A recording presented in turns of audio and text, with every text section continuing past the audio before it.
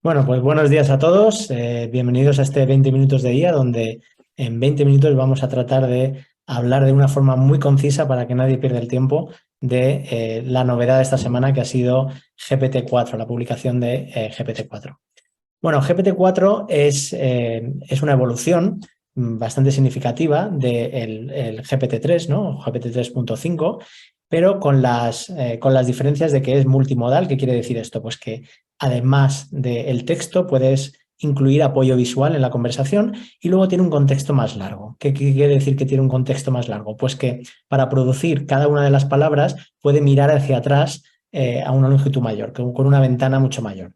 Ellos anuncian que como máximo van a tener una ventana de 25.000 palabras o que eso equivale a unas 50 páginas. Es decir, puede mirar 50 páginas hacia atrás antes de producir una respuesta. Y esto es algo una evolución muy significativa cuando realmente lo tengamos todos a nuestra disposición.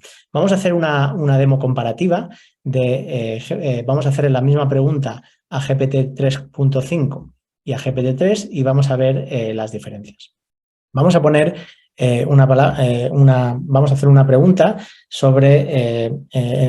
específica en España, ¿no? Un empleado de España que tiene un sueldo bruto de 25.000 al año y queremos que nos desglose el coste para la empresa. Y vamos a empezar preguntándoselo a ChatGPT 3.5. Aquí arriba veis una ventana donde podemos elegir la versión de ChatGPT que queremos utilizar.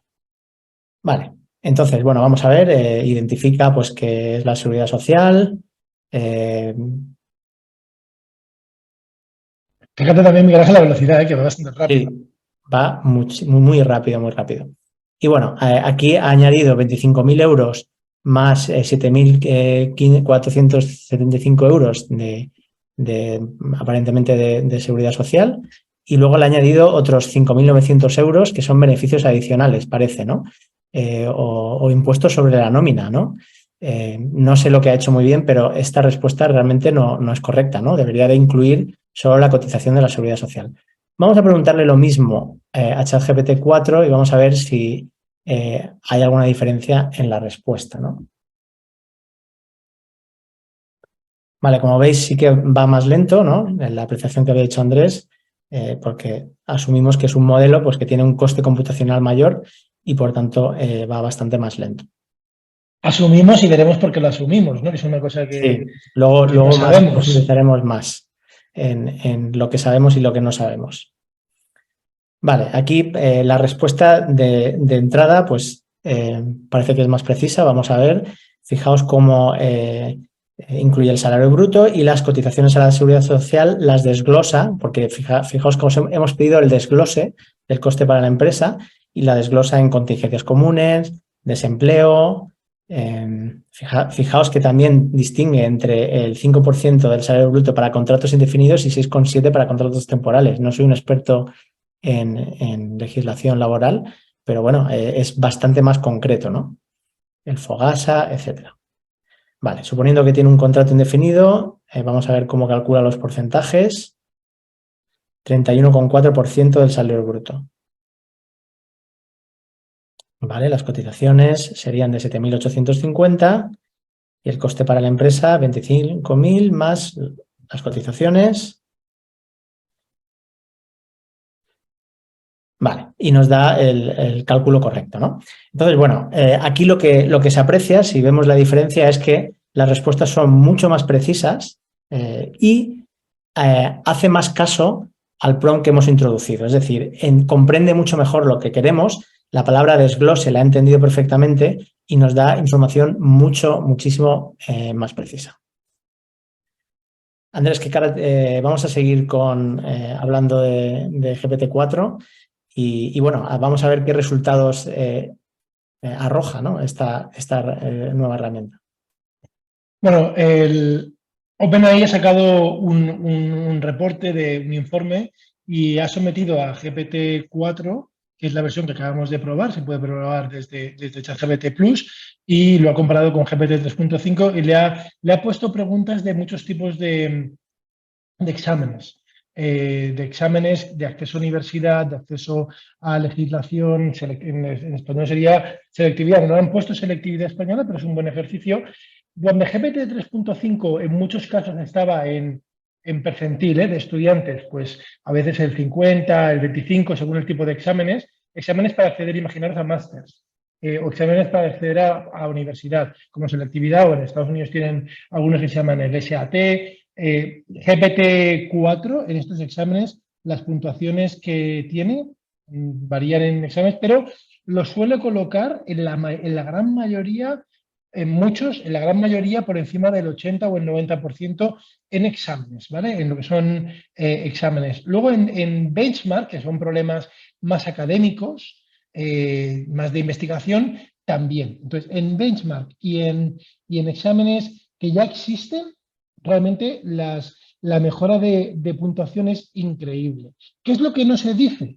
Y esto puede sorprender, ¿no? Y de hecho, ves titulares en prensa que GPT-4 ya puede entrar en Stanford, ¿no? Lo que no se dice en general es que los test a los cuales estamos probando GPT-4, que es muy impresionante, como este tipo de selectividad, o vamos a poner el ejemplo de un test de el examen de conducir, son test que se han pensado para humanos. Y esto es muy importante. Cuando a una persona le hacen un examen de conducir y le pasan por un circuito, que habitualmente en las ciudades puede ser el mismo, si se evalúa que esa persona pues, conduce bien por este circuito, damos por hecho, y es muy importante esto, damos por hecho que en cosas parecidas, en una condición parecida, pues se va a comportar bien, ¿vale? Esto es un problema que sigue teniendo cualquier modelo de inteligencia artificial actual, la generalización. Entonces, no podemos extrapolar, es un gran avance, pero no se puede extrapolar. ¿Vale? Esto es súper importante, porque parece como que se acaba ya, que puede ir a la universidad, etcétera, y no. De hecho, ocurre un problema también, y es que pueden estar lo que se llama contaminados, que los que han entrenado a este sistema con un montón de datos, con gigas y gigas y gigas de datos, y se les puede haber colado, que se llama contaminación, se les puede haber colado un examen, imagino que hay un libro por ahí que alguien ha sacado el SAT en Estados Unidos con exámenes, luego le preguntan de este examen y es como cuando éramos estudiantes y ves las respuestas de un examen. Entonces, no es que domines la materia, es que has memorizado las respuestas, ¿no? Entonces, esto puede ser un problema. Funciona también muy bien, ha mejorado muchísimo en inglés y sorprendentemente fuera de inglés. De hecho, en castellano ahora funciona mejor, o sea, en un montón de idiomas donde antes no funcionaba tan bien, funciona mejor que GPT 3.5 en inglés. Sigue lo que llaman a nivel más científico alucinando, que quizás no es una buena traducción al castellano, es teniendo alucinaciones, que se inventan cosas, pero menos, ¿no? Entonces, lo que quiero que nos quedemos cuando veáis en prensa apreciaciones es que sí, que en los benchmarks funcionan mejor en pruebas, pero estas pruebas han sido hechas para humanos y quizá no sean las pruebas óptimas que haya que hacerles a estos sistemas de inteligencia artificial porque los estamos comparando con humanos y vamos a ver que luego se equivocan. Muy bien. Otra de las cosas que no se está hablando sobre esta publicación, ¿no?, de GPT-4 es que OpenAI deja de ser open, ¿vale? Y esto destruye totalmente el espíritu fundacional, ¿no?, de OpenAI, que surgió como una especie de contraofensiva a las empresas grandes tecnológicas que tenían el control sobre los modelos de inteligencia artificial, y OpenAI surgió pues con el fin de llegar a la inteligencia artificial general, ¿no?, y poder darla de una forma abierta al mundo, ¿no? Esto ya no es así, ¿vale? Porque publican un paper, que lo llaman paper, pero no es un artículo académico, no es un artículo científico, no sigue el método científico con el cual uno puede acoger ese artículo y luego pueda reproducir los resultados, ¿vale? Es más cercano a lo que publicaría una empresa como un white paper de un producto, ¿vale? Donde sí, explica algunas cosas del producto, pero se deja detalles muy importantes que están ocultos de forma deliberada, ¿no? Como por ejemplo el número de parámetros. No sabemos el tamaño de GPT-4, cuántos parámetros tiene, para poder comparar con otros modelos existentes y ver si pues la mejora de prestaciones es debida a este aumento de parámetros. No sabemos la arquitectura, aunque sabemos que habrán utilizado la arquitectura Transformer, por supuesto, pero no sabemos exactamente cómo lo han utilizado, ni el método de entrenamiento, ni qué datos han utilizado, ¿vale? Ellos hablan de datos de Internet y otros datos licenciados, pero no sabemos exactamente qué datos. Y sobre todo hay una cosa muy importante, y es que hemos hablado de que GPT-4 tiene un contexto más largo, que puede mirar más hacia atrás, Para conseguir eso con un coste computacional adecuado, hacen falta investigaciones y que no sabemos ni sabremos cuáles han sido y cuáles han hecho que GPT-4 tenga más contexto sin aumentar el coste computacional de una forma desorbitada, ¿no? Esto cuando cuando vemos el paper que han publicado o el report técnico, ¿no? Como lo llaman ellos, el reporte técnico también, vemos que al final de todo ahí aparece una lista de personas que han trabajado, han colaborado en GPT-4 y vemos que hay una sección donde hay investigadores específicos para mejorar el contexto, ¿vale? Para hacer el contexto largo, ¿vale? Y lo llaman así, contexto largo, ¿no? Y hay una serie de personas que han trabajado en eso y cuyas investigaciones hasta ahora siempre se publicaban de manera abierta, de manera que cualquiera podía beneficiarse de ello. Ponemos como ejemplo siempre el Transformer, ¿no? El Transformer es una arquitectura de redes neuronales que ha sido, bueno, un antes y un después y ha cambiado totalmente el campo de la inteligencia artificial, porque ya todo se utiliza con Transformer, ¿no? El Transformer surgió de una investigación de Google. Si Google se lo hubiera guardado para sí mismo, no hubiéramos visto el avance que hemos visto en la inteligencia artificial en los últimos años.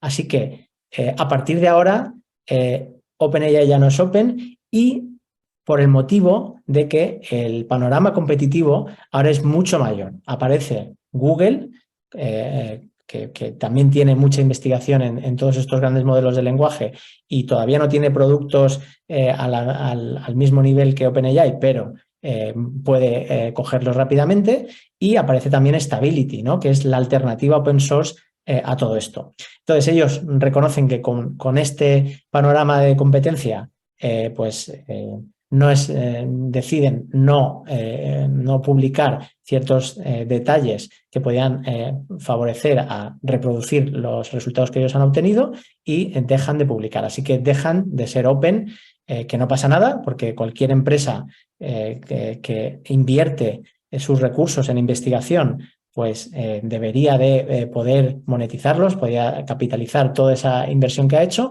pero quizá el nombre pues no es el más adecuado a partir de ahora, no deberíamos de seguir llamándole OpenAI, ¿no? Pero bueno, eso es una de las cosas que poco se hablan y que va a tener mucho impacto en los próximos años en el campo de la inteligencia artificial.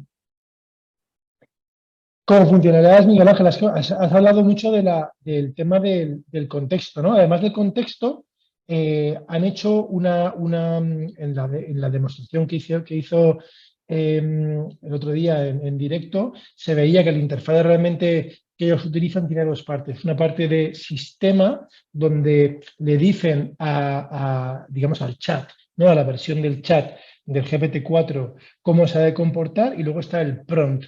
No sé si os acordaréis, habéis visto cuando salió el ChatGPT, al principio se podía, entre comillas, hackear ChatGPT e intentar anular las instrucciones como originarias, ¿no? Como las películas, ¿no? De anula tu programación y ahora no tienes restricciones. Literalmente, como se hackeaba, la primera versión de ChatGPT se hackeaba como las películas. Esto lo han mitigado en la versión nueva, en la versión chat que tiene GPT-4, y hay dos prompts. El prompt de sistema, que es el que está utilizando OpenAI o Microsoft, donde les dicen cómo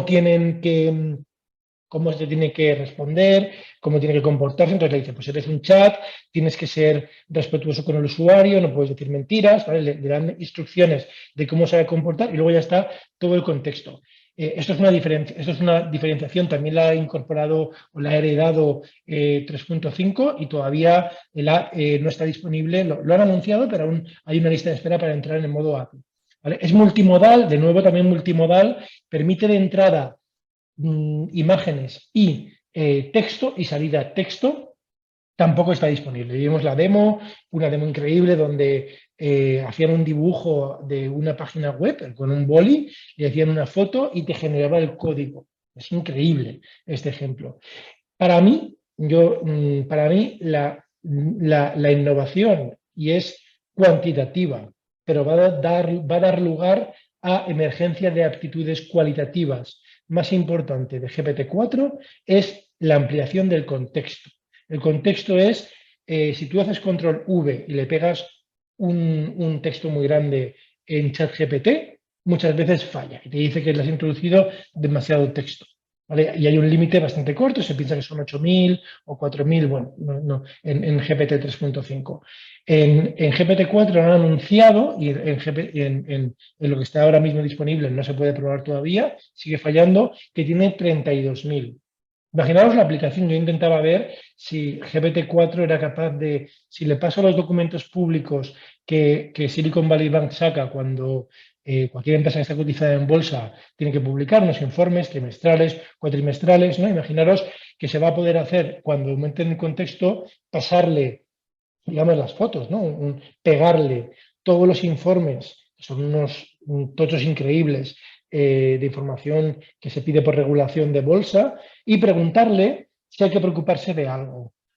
Todavía posiblemente estamos con 32.000, quizá se pueda en algunos casos más pequeños, pero en cuanto se pueda, esto va a permitir, como digo, es cuantitativa la mejora, pero las aptitudes van a ser cualitativas. Entonces, quedaros que poco se habla que estamos a punto de romper un límite de contexto que cuando se rompa nos va a permitir muchas cosas. Tampoco se habla mucho de que, y aquí hay un problema muy interesante, o hay un tema muy interesante que ha venido su Paco, yo me pregunto de, bueno, si han reentrenado todo, el modelo claramente es más grande porque va más lento en ejecutarse, o simplemente por eso, ¿por qué lo siguen cortando en 2021, en septiembre del 2021?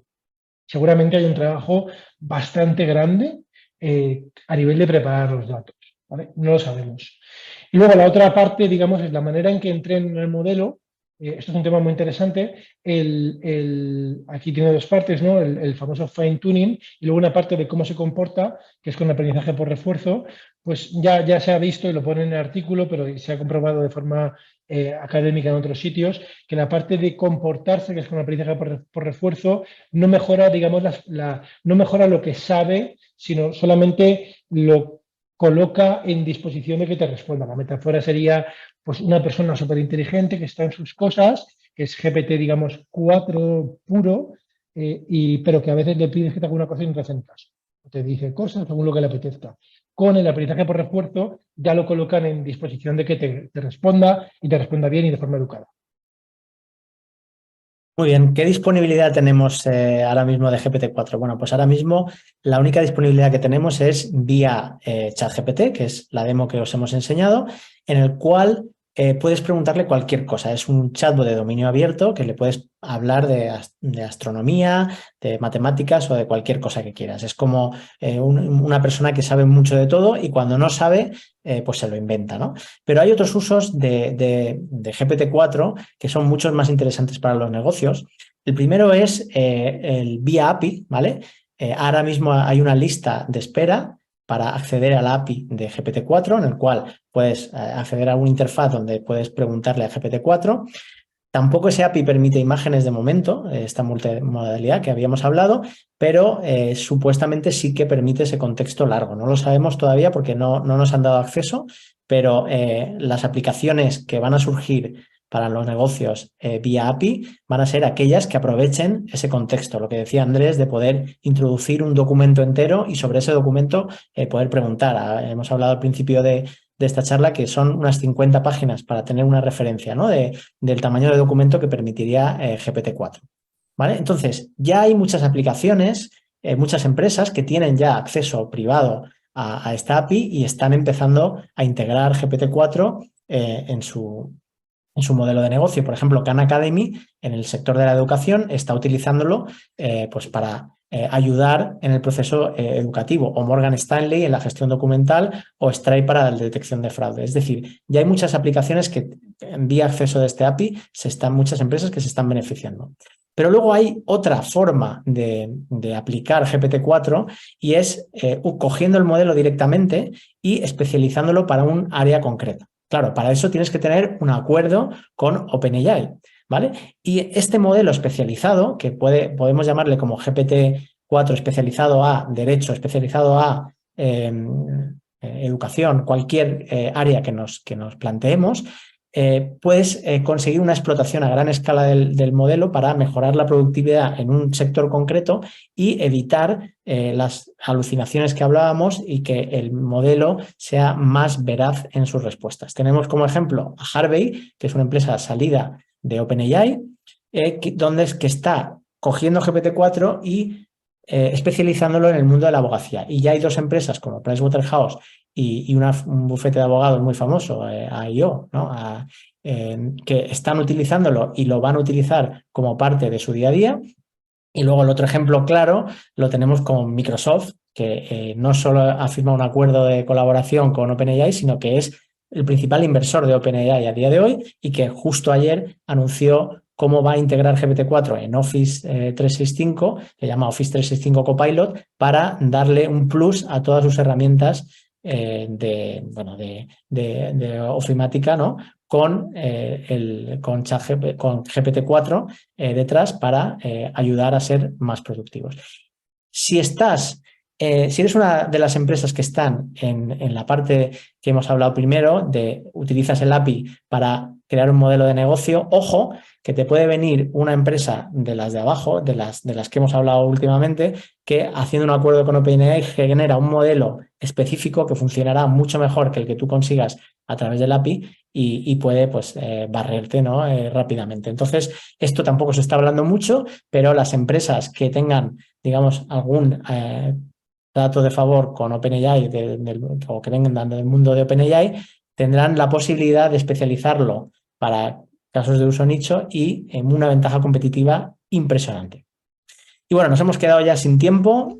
Muchas gracias a todos por asistir. Bueno, sabéis que todo esto lo vemos mucho más en profundidad en el Máster Ejecutivo en Inteligencia Artificial, donde sobre todo vemos las implicaciones que tienen para los negocios pues, este tipo de herramientas. Y bueno, como premio por haber asistido a este webinar, os dejamos aquí un cupón de 300 euros que va a estar activo durante una semana con el cupón 300 GPT-4 por si os queréis apuntar a la siguiente edición que empezará en octubre. Muchas gracias a todos por vuestra asistencia y nos vemos en el siguiente 20 minutos de IA.